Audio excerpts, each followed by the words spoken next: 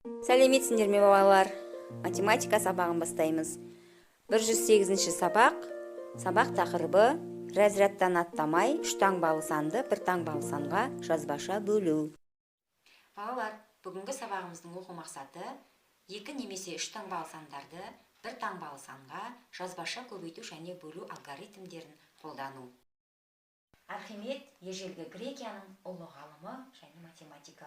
Ол фигуралардың ауданын есептеудің ортақ тәсілін тапқан. Балалар, енді бірінші есепке қараймыз. Бұл жерде кесте бойынша есептер құрастырып, оларды шығар деген тапсырма бар екен.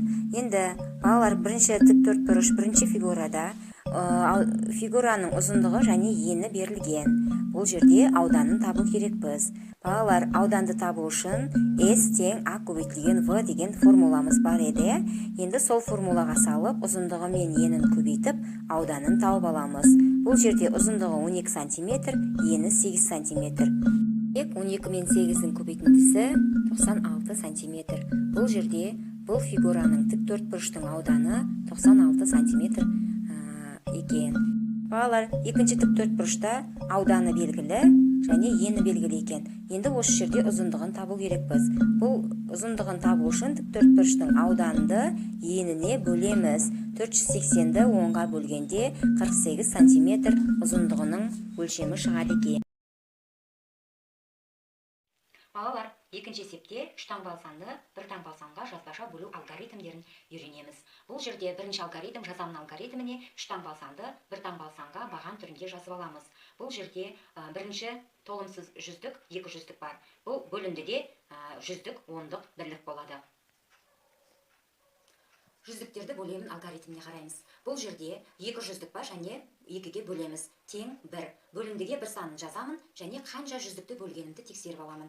Ол үшін көбейту амалын орындаймын. Бірді екіге көбейтемін. Тең екі болады. Екіні екі жүздіктің астына жазып және азайту амалын орындаймыз. Екіден екіні азайтқанда 0 қалады. Демек, жүздіктер толық бөлінді. Келесі алгоритм ондықтарды бөлемін. Бұл жерде 8 ондықты екіге бөлеміз. 8-дің ішінде 2 4 рет келетіндіктен 4 санын бөлімдіге жазамын. Және оны тексеру мақсатында көбейту амалын орындап аламыз. 4-ті 2-ге көбейтеміз, 8 болады. 8-ді 8 ондықтың астына жазып және азайту амалын орындаймыз. Бұл жерде 8 мен 8-дің айырмасы 0 қалады. Балалар, келесі алгоритм бірліктерді бөлемін алгоритмі. Бұл жерде 6 бірлікті 2 бірлікке бөлу амалын орындаймыз. 3 бірліктен береміз, 3 бірлікті бөлімдіге жазамыз. Және оны дұрыстығын тексеру үшін көбейту амалын орындаймыз. 3-ті 2-ге көбейтеміз, мағынасы 6 болады. 6-ны 6 бірліктің астына жазып, азайту амалын орындаймыз. Балалар, соңғы алгоритм жауабын оқимын алгоритмі. Бұл жерде үш таңбалы сан 286-ны 2-ге бөлгенде 143 деген сан шықты.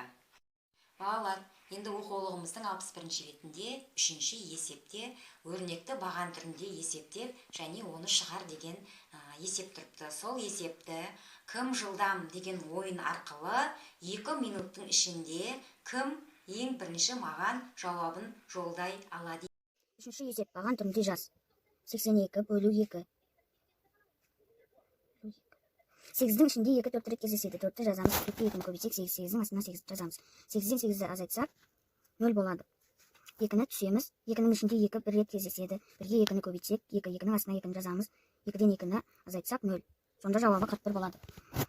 Енді апай мөрде 770-ті аламыз. 659. 770 азайту 659. Басын жазамыз. Енді 0,9 алынбайды. Сондықтан 7-ден қарыз береміз 10 болады. Енді 10-нан 9 аламыз тең 1 қалады. Енді мұны 7-міз 6 болып қалды. Енді 6-тан 5 аламыз, 1 қалады. Тағы 7-ден 6 аламыз. 7-ден 6 аламыз тең 1 қалады. Теңі 111. Балалар, ендеше сабағымыздың соңында оқу мақсатымыздың қаншалықты орындалғаны жайлы кері байланыс беріңіздер. Мен бүгінгі сабақта үш таңбалы санды бір таңбалы санға көбейтуді және бөлуді үйрендім.